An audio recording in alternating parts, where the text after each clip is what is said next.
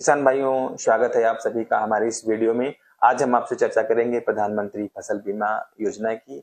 आपको बताएंगे कि प्रधानमंत्री फसल बीमा के उद्देश्य क्या हैं, कौन कौन से किसान भाई इस योजना में पात्र हैं, कहां से हम बीमा कराएंगे, क्या क्या दस्तावेज लगेंगे और हमारी बीमा कराने की तिथि क्या है।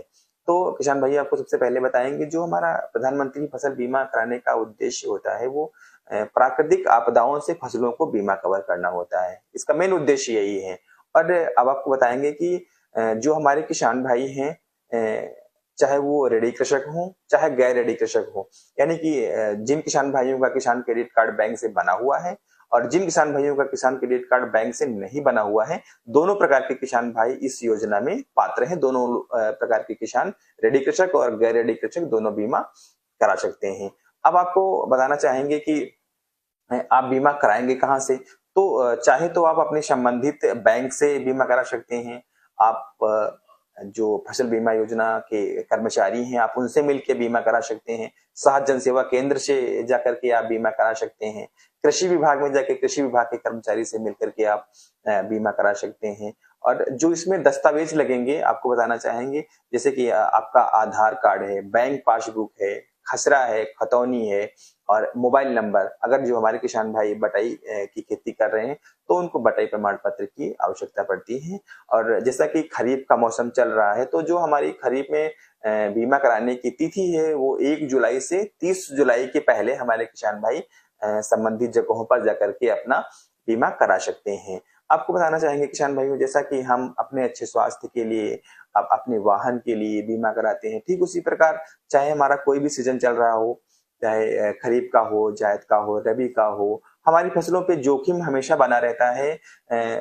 बिन मौसम की बरसात हो जाती है, ओलावृष्टि, आंधी तूफान में हमारी फसल नष्ट हो जाती है, हमारे किसान भाइयों को बहुत नुकसान हो जाता है। ऐसी परिस्थिति में अगर हम अपनी फसल को बीमा से कवर करते हैं तो हमें बीमा कंपनी से और हमें सरकार से जो लाभ मिलेगी वो हमारे किसान भाइयों के लिए काफी लाभदायक रहेगा। उनकी जो क्षति होती है उसकी पूर्ति हो सकती है।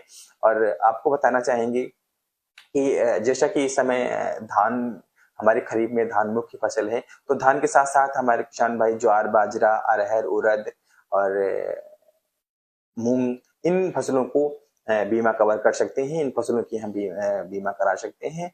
और किसान भाइयों आपको करना क्या है, जैसे कि हम धान का बीमा करा रहे हैं तो एक निश्चित एरिया है, जैसे 4 बीघे का है, 1 हेक्टेयर का, तो जो उसकी बीमित राशि है 1 हेक्टेयर की, उसका 2% आपको प्रीमियम भुगतान करना है। चाहे बैंक को करें आप, चाहे साधन सेवा केंद्र से करें, जहां से भी करें, अगर आप कराएंगे तो उस समय जो भी उसका 4 बीघे का जो हमारा प्रीमियम है, बीमित राशि है, उसका 2% आपको भुगतान करना है। ये आपको थोड़ा सा ध्यान देने योग्य बात है। और अगर आपको बताना चाहेंगे कि जैसे कि आपका फसल बीमा नुकसान हो रहा है, आपकी फसलों को नुकसान हो रहा है, तो आपको शिकायत कहाँ करनी है फसल बीमा की। तो आप चाहे तो संबंधित बीमा का जो टोल फ्री नंबर है, आप उस पर भी शिकायत कर सकते हैं। आप बैंक में जाके भी शिकायत कर सकते हैं। कृषि विभाग में आप जाकर के शिकायत कर सकते हैं। अगर आप ऑनलाइन आपकी कंप्लेन नहीं हो पा रही है तो जो फसल बीमा के कर्मचारी हैं वो आपको वहीं पर उपस्थित मिलेंगे। आप आपको वहां पर ऑफलाइन भी प्रार्थना पत्र दे सकते हैं। तो मेरा सभी किसान भाइयों से अनुरोध है कि जो खरीफ में हमारे किसान भाई फसल ले रहे हैं, उन सभी फसलों को बीमा से आवश्यक कवर करें और योजना का लाभ लें। बहुत बहुत धन्यवाद।